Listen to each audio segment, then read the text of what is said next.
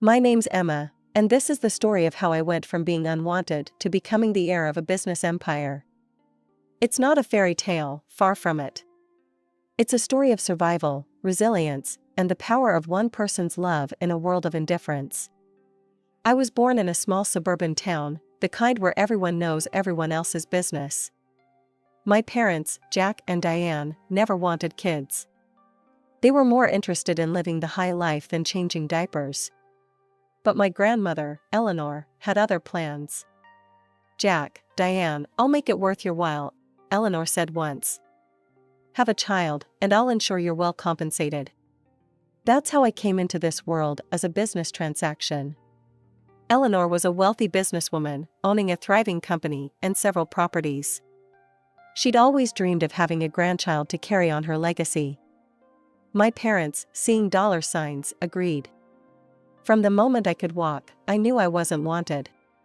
Jack and Diane provided the basics: food, shelter, clothes, but that was it. There was no warmth, no bedtime stories, no proud smiles when I took my first steps or said my first words.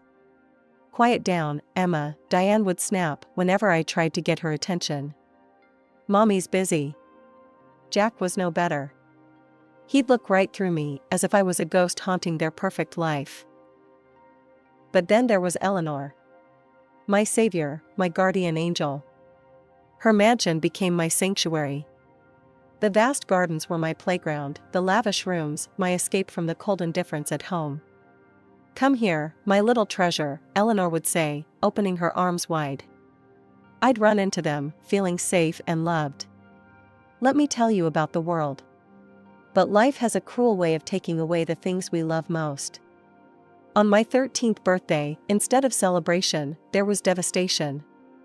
Eleanor passed away suddenly, leaving a void in my life that nothing could fill. I remember standing at her funeral, feeling lost and alone. Jack and Diane stood behind me, but they might as well have been strangers. They didn't comfort me, didn't hold my hand. They were probably already calculating their inheritance. "Well, that's that," Jack said as we drove home from the cemetery. Back to normal life. But what was normal? Without Eleanor, my world had lost its color. I was now truly alone, trapped in a house with two people who saw me as nothing more than an inconvenience. The years after Eleanor's death were a descent into hell. Jack and Diane, no longer held in check by Eleanor's watchful eye, showed their true colors. They went from indifferent to downright cruel. "Emma, wear this," Diane tossed a faded, too small dress at me one morning before school. "We're not wasting money on new clothes for you." I looked at the dress, recognizing it as something I'd outgrown 2 years ago. "But Mom, it doesn't fit." "Then lose weight," she snapped, not even looking up from her magazine. This became my new normal. While Jack and Diane splurged on expensive dinners, lavish vacations, and wild parties, I was left with hand-me-downs and leftovers. School became my refuge. I threw myself into my studies, staying late in the library just to avoid going home. Books became my friends, knowledge my escape. At home, things were getting worse. Jack and Diane's bullying became more overt. They'd forget to buy groceries, leaving me to fend for myself. They'd blast music late into the night when I was trying to study. "Look at little Emma, playing student," Jack sneered one evening, finding me hunched over my books. "You think you're so smart? You're nothing." His words stung, but I refused to let him see me cry. I was determined to prove him wrong. One summer, they dropped a bombshell on me. "We're going on vacation," Diane announced, her voice dripping with fake sweetness. For a moment, I dared to hope. Were they finally including me? "You're going to summer camp," Jack cut in, crushing my brief flicker of optimism. It wasn't just any camp. It was a notorious place for troubled teens. The staff were more like prison guards than counselors. We were woken at dawn, forced through grueling physical exercises, and subjected to endless lectures about our failings. "You're here because nobody wants you," one staff member, a burly man named Mike, growled at us. "We're going to make you into something useful." But even in this hellish place, I found a glimmer of hope. I met others like me, kids thrown away by those who should have loved them. We formed a bond, a pact to survive. I'm Lily, a girl with bright red hair whispered to me one night after lights out. What's your story? And so, in hushed tones, we shared our pain, our dreams, our determination to overcome. Lily became my first real friend, a sister in all but blood. When the summer ended and I returned home, I was changed.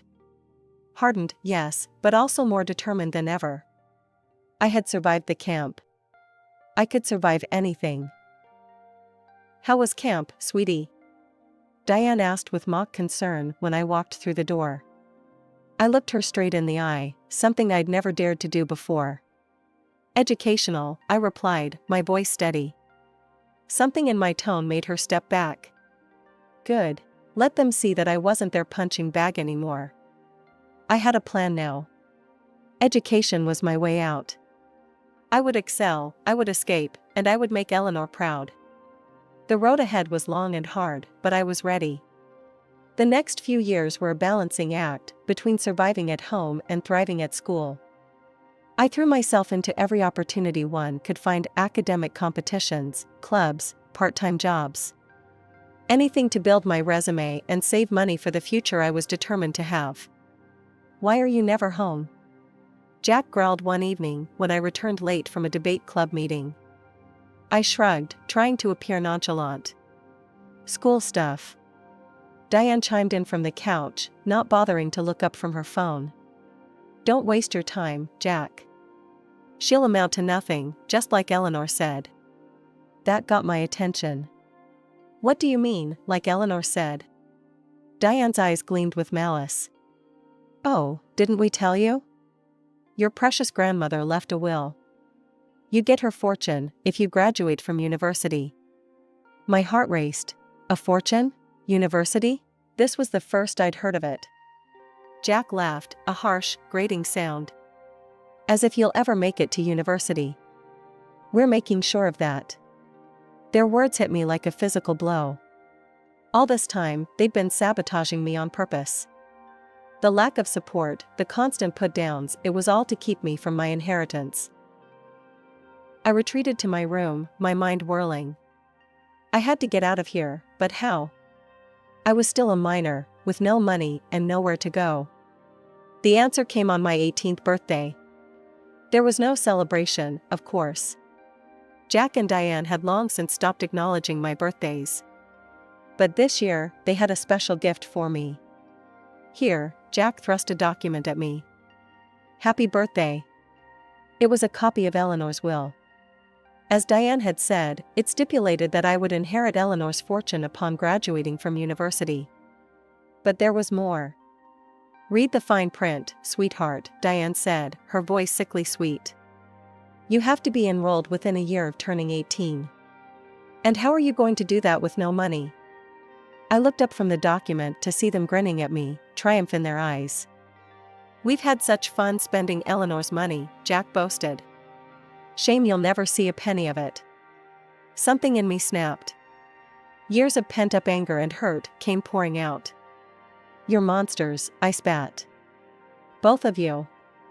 Eleanor loved me, and you've spent years trying to destroy me out of pure greed. Diane's face hardened. Love? Don't make me laugh. You were just Eleanor's pet project. And now you're nothing. Get out of our house. Gladly, I said, my voice shaking with emotion. I packed a bag with what little I could call my own and walked out, slamming the door behind me. I was homeless, penniless, and heartbroken. But I was also free. I found myself on Lily's doorstep, tears streaming down my face. Emma, she gasped, pulling me into a hug. What happened? Through sobs, I told her everything. Lily listened, her face growing darker with each word. You're staying with us, she declared when I finished. My parents won't mind. We'll figure this out together. Living with Lily and her family was like stepping into a different world. Her parents, Tom and Sarah, welcomed me with open arms, showing me a kindness I'd almost forgotten existed. One morning, about a week after I'd moved in, I received an unexpected call. The voice on the other end was unfamiliar, but the name he gave sent a jolt through me. Emma? This is Mr. Thompson, your grandmother Eleanor's personal lawyer. We need to meet. It's important. Want me to come with you? Lily offered, squeezing my hand. Mr. Thompson's office was in a sleek downtown building. As we entered his plush office, I couldn't help but feel out of place in my second-hand clothes. Emma, he greeted me warmly, then nodded to Lily. And you must be a friend. Please, sit down. Once we were settled, he got straight to the point. Emma, your grandmother was a remarkable woman. She was also incredibly perceptive. She anticipated that your parents might misuse their position as your guardians. So she made certain arrangements. He pulled out a file and slid it across the desk to me. This is a trust fund, set up in your name. It's specifically for your education. My hand shook as I opened the file. The amount inside made my eyes widen. It was more than enough to cover tuition at even the most prestigious universities. Tears welled up in my eyes. Even from beyond the grave, Eleanor was looking out for me.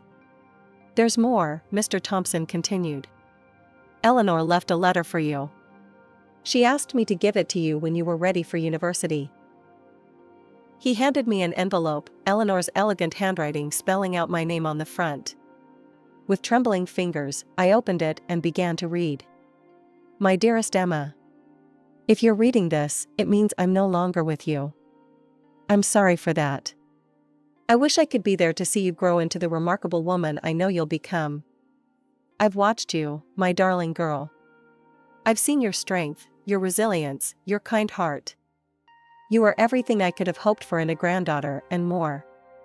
I know your path hasn't been easy. Jack and Diane, they're my greatest disappointment. But you, Emma, you're my greatest joy. This fund is my gift to you. Use it to chase your dreams, to build the life you deserve. Don't let anyone tell you you're not capable or worthy. You are extraordinary, Emma. Never forget that. I love you, my sweet girl. Always. Grandma Eleanor. By the time I finished reading, I was sobbing. Lily had her arm around me, her own eyes glistening with tears. You did it, Em. You're going to university. I hugged her back, my mind already racing with possibilities.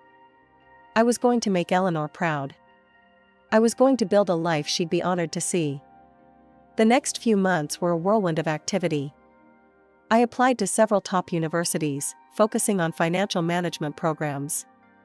It felt right, a way to honor Eleanor's legacy and prepare myself for the responsibility that awaited me. The day the first acceptance letter arrived, I couldn't believe my eyes. I got in, I whispered, staring at the prestigious university's logo at the top of the page. You got in? Lily screeched, grabbing the letter. Emma, you got in. We jumped around the kitchen, screaming and laughing like little kids. Tom and Sarah rushed in, alerted by the commotion, and soon joined in the celebration. As the acceptance letters continued to roll in, I felt a growing sense of vindication. Jack and Diane had tried their best to crush my dreams, but here I was, proving them wrong. The night before I left for university, I stood outside my old house. I hadn't been back since the day I'd walked out, but I felt I needed this closure. For a moment, I was tempted to knock, to show them the acceptance letters, to rub my success in their faces. But as I stood there, I realized something, they didn't matter anymore. My life was my own now, and I didn't need their approval or acknowledgement. I turned and walked away, leaving behind the house and the painful memories it held. My future was waiting. University life was everything I'd dreamed of and more. I made friends quickly, drawn to other students who, like me, were determined to make the most of this opportunity. There was Michael, a whip-smart economics major with a dry sense of humor, Zoe, an international student with a flair for mathematics, and Jamal, whose insights in our business ethics class always left me thinking. I joined clubs, went to parties, responsibly, of course, and even tried my hand at rock climbing. Each new experience, each challenge overcome, made me feel stronger, more confident. But amid all the excitement and new experiences, I never lost sight of my goal. I studied hard, often staying in the library long after my friends had called it a night. "You're going to burn yourself out," Michael warned one night, finding me buried in financial reports at 2 a.m. I shook my head. "I can't slow down. This is my shot, Michael. I have to make it count." He looked at me for a long moment, then pulled up a chair. "All right then, let's go through this together." That was the night Michael became more than just a friend. As we pored over balance sheets and cash flow statements, trading ideas, and challenging each other's assumptions, I felt a connection I'd never experienced before. As the semesters flew by, I found myself thriving in ways I never thought possible. My relationship with Michael blossomed, providing a warmth and support I'd never known in a romantic partnership. But I was careful not to lose myself in the relationship. My studies and my future remained my primary focus. As my knowledge of finance and business grew, so did my confidence. I began to see Eleanor's company not just as an inheritance, but as a responsibility, a chance to make a real difference in the world. During my junior year, I landed an internship at a prestigious financial firm.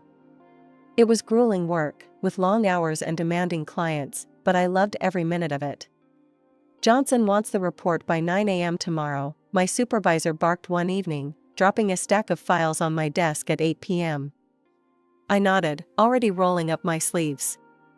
"I'll have it done." The other interns looked at me with a mixture of awe and concern. "How do you do it?" one of them asked during a rare coffee break.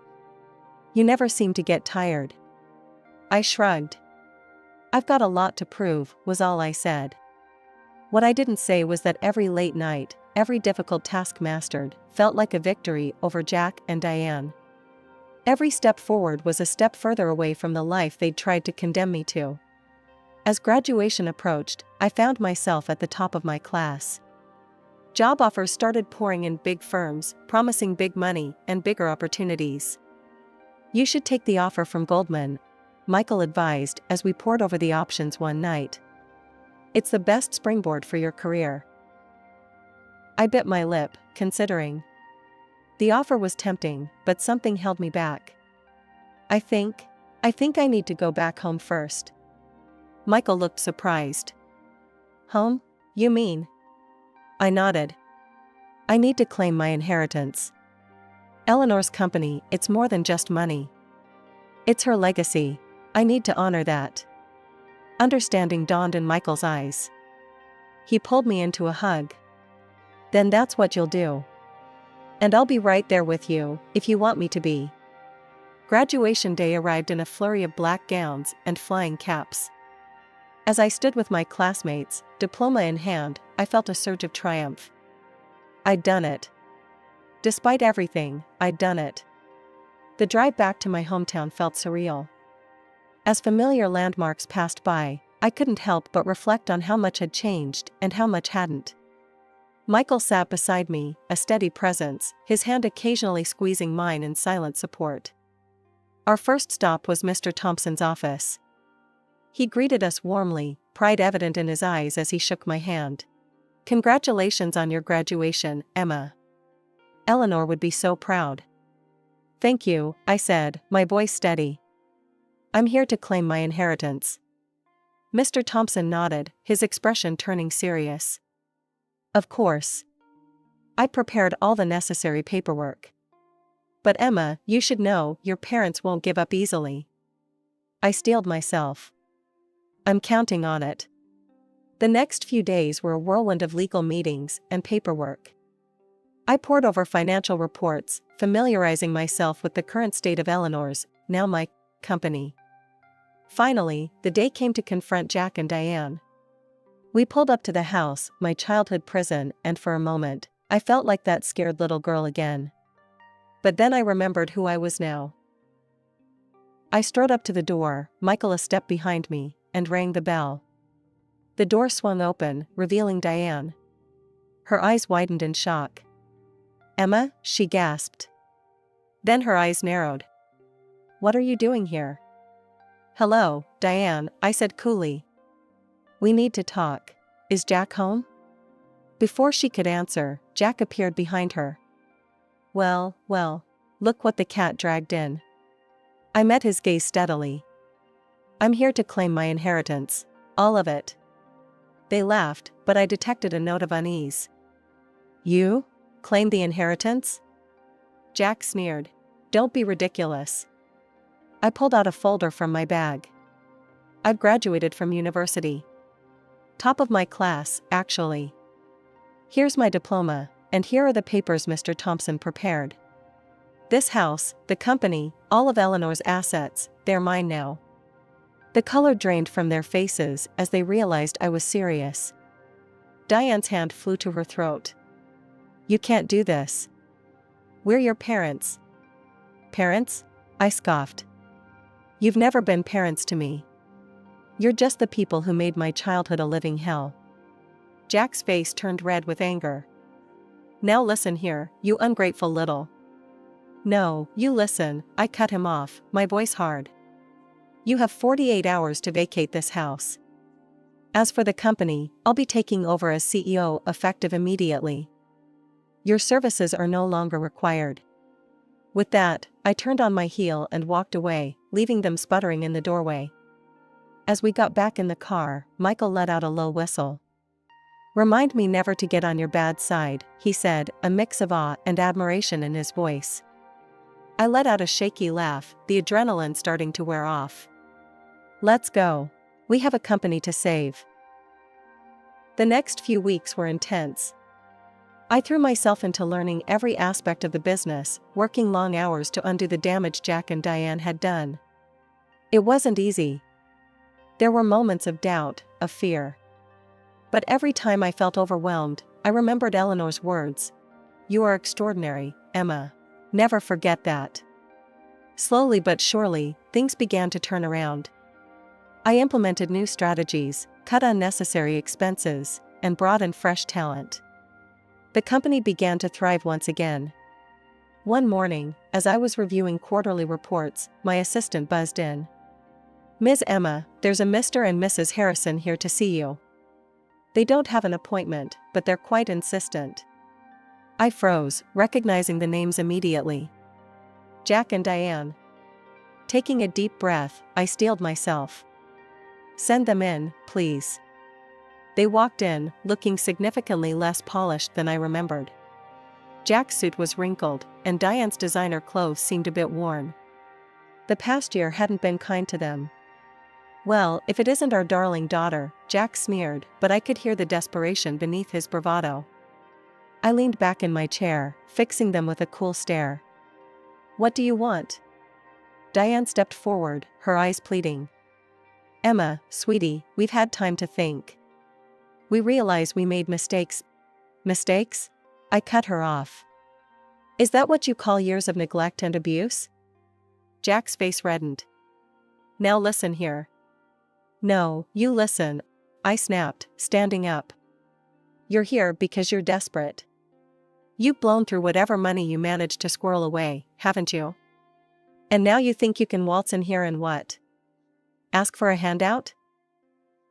They had the decency to look ashamed, but I wasn't done. Let me make this clear. You are not my parents. You lost that right a long time ago. I owe you nothing. Diane began to sob dramatically. But we're family. Family? I laughed bitterly. Family doesn't treat each other the way you treated me. Lily's family showed me more love in a few months than you did in 18 years. I walked around my desk, standing tall before them. I'm going to give you a choice. Option 1, you leave now and never contact me again. Option 2, I call security and have you removed, and then I press charges for all the years of child neglect and emotional abuse. Your choice. Jack's face contorted with rage. You ungrateful little. Security it is, then. I cut him off, reaching for my phone. Wait. Diane cried out. We'll go. As they shuffled towards the door, I felt a twinge of something. Not regret, exactly, but a sort of hollow sadness for what could have been. The past no longer had a hold on me. I was free to shape my future, and I intended to make it a bright one. The next few years flew by in a whirlwind of success and growth. One morning, as I was preparing for a board meeting, my assistant knocked on my office door. "Ms. Emma, there's a young woman here to see you. She says her name is Sophie and that it's important." Curious, I agreed to see her. A moment later, a girl who couldn't have been more than 18 walked in. She looked nervous, her hands fidgeting with the straps of her worn backpack. "Ms. Emma," she began, her voice shaky. I need your help." As she told her story, I felt a chill run down my spine. Sophie's tale was eerily familiar: neglectful parents, dreams of education, a grandmother who had tried to help but passed away. It was like looking into a mirror of my past. "I heard about you," Sophie finished, her eyes shining with hope. "About how you overcame everything. I thought, maybe you could help me too." For a moment, I was speechless. Then, I made a decision that would change both our lives. "Sophie," I said, my voice gentle but firm. "I can't give you money directly. That wouldn't solve the real problem. But I can offer you something better, a chance."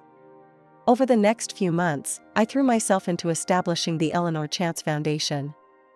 Named after my grandmother, it would provide scholarships, mentoring, and support to young people from difficult backgrounds. The day we launched the foundation was one of the proudest of my life. As I stood at the podium, looking out at the crowd of supporters, journalists, and most importantly, the first group of scholarship recipients, I felt overwhelmed with emotion. "I stand here today," I began, my voice steady despite the lump in my throat. "Not just as a successful businesswoman, but as someone who knows firsthand the difference a single opportunity can make." I shared my story, the neglect, the struggles, but also the kindness of people like Lily's family and the unwavering love of my grandmother. "The Eleanor Chance Foundation isn't just about giving money," I continued. "It's about giving hope. It's about showing these bright young minds that their past doesn't define their future. That with hard work, determination, and a little help, they can achieve their dreams." As I finished my speech, the room erupted in applause. Later that evening, as the event wound down, Michael found me standing alone, looking out over the city skyline. He kissed my temple. "Eleanor would be proud of you. And so am I."